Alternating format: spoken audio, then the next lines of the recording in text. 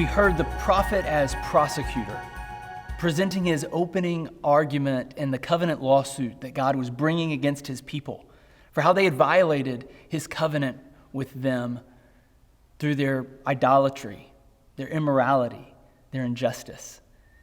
But today I want us to take a brief look at a passage in Isaiah chapter 5 called the Song of the Vineyard, where we don't hear the prophet as prosecutor, we now hear the prophet as poet, singing out images that are designed to evoke a broken heart that would be ready to return to the Lord and seek reconciliation with him.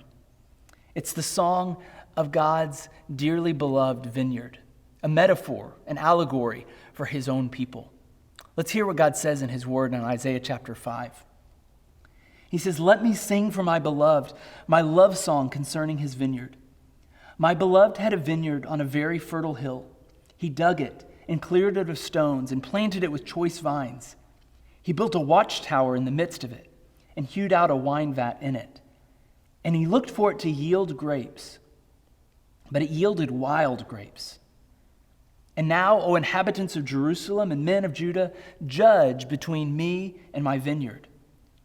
What more was there to do for my vineyard that I have not done in it? When I looked for it to yield grapes, why did it yield wild grapes? And now I will tell you what I will do to my vineyard. I will remove its hedge, and it shall be devoured. I will break down its wall, and it shall be trampled down. I will make it a waste. It shall not be pruned or hoed, and briars and thorns shall grow up in it. I will also command the clouds that they rain no rain upon it. For the vineyard of the Lord of hosts is the house of Israel, and the men of Judah are his pleasant planting. And he looked for justice, but behold, bloodshed, for righteousness, but behold, an outcry." God had done everything for the people he loved. He had redeemed them from slavery and brought them into a land of liberty. He had given them the law to teach them how to live in true freedom. He had provided for them the land he had long promised for them so that they could prosper. He had protected and provided for them in every way. And yet, the result wasn't what God desired.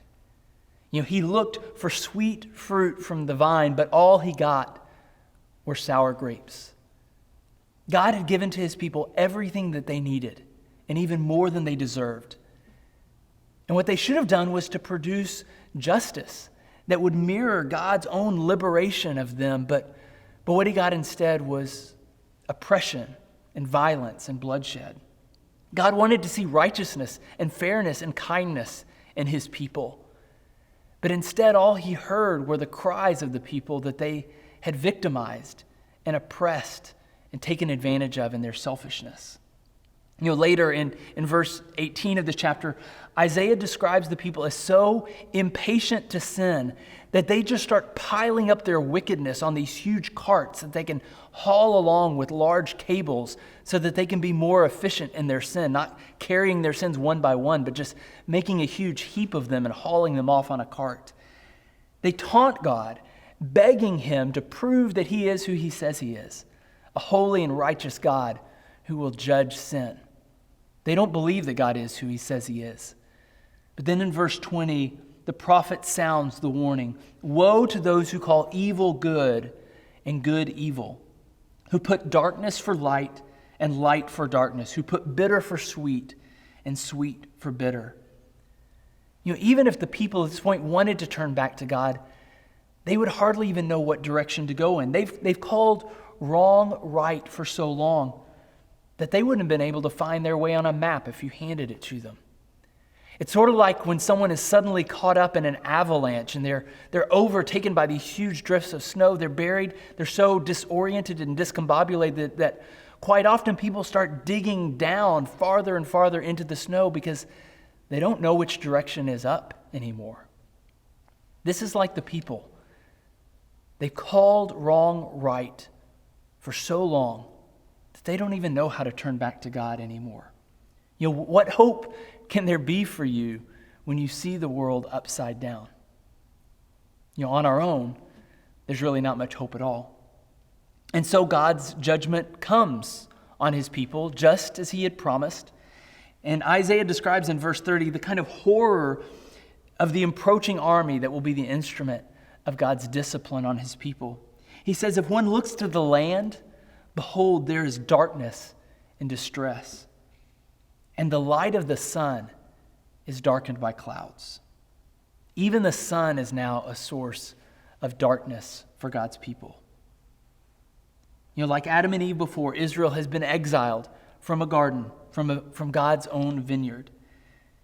Without light, it's almost as if God had never even created the world to begin with. And so what's there to do? What hope is there for a new light to dawn that could restore and renew God's people and bring them back home? Well, the very next line of Isaiah's book begins to open up that answer to us. Isaiah 6:1 says, in the year that King Uzziah died, I saw the Lord sitting upon a throne, high and lifted up, and the train of his robe filled the temple. See, there's hope when God sends a prophet to call his people to repentance, to remind them of the right way. And there's hope when God promises to come himself among his people, to serve them, and to bear their sins himself.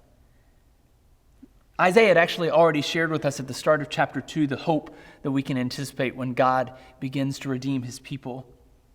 He says, it shall come to pass in the latter days that the mountain of the house of the Lord shall be established as the highest of the mountains, and they shall be lifted up above the hills, and all the nations shall flow to the mountain of the Lord. And many people shall come and say, let us go up to the mountain of the Lord, to the house of the God of Jacob, that he may teach us his ways, and that we may walk in his paths. For out of Zion shall go forth the law, and the word of the Lord from Jerusalem. O house of Jacob, come, let us walk in the light of the Lord. See, there'll come a day when the nations don't swarm and besiege Jerusalem as a sign of God's judgment. Instead, they'll flock to Jerusalem to learn God's ways, to be taught God's law. Former enemies who will now be reconciled to God's people, who will be united together as fellow worshipers of the one true God. People united in peace, with no conflict or war anymore. But all of this starts with Isaiah's dramatic call to become God's prophet, to announce both God's coming judgment, but also his ultimate plan for salvation through the Messiah. And that's what we'll go deep to discover in our Grow Groups this next Sunday as we look at Isaiah chapter 6 and Isaiah's call to be a prophet.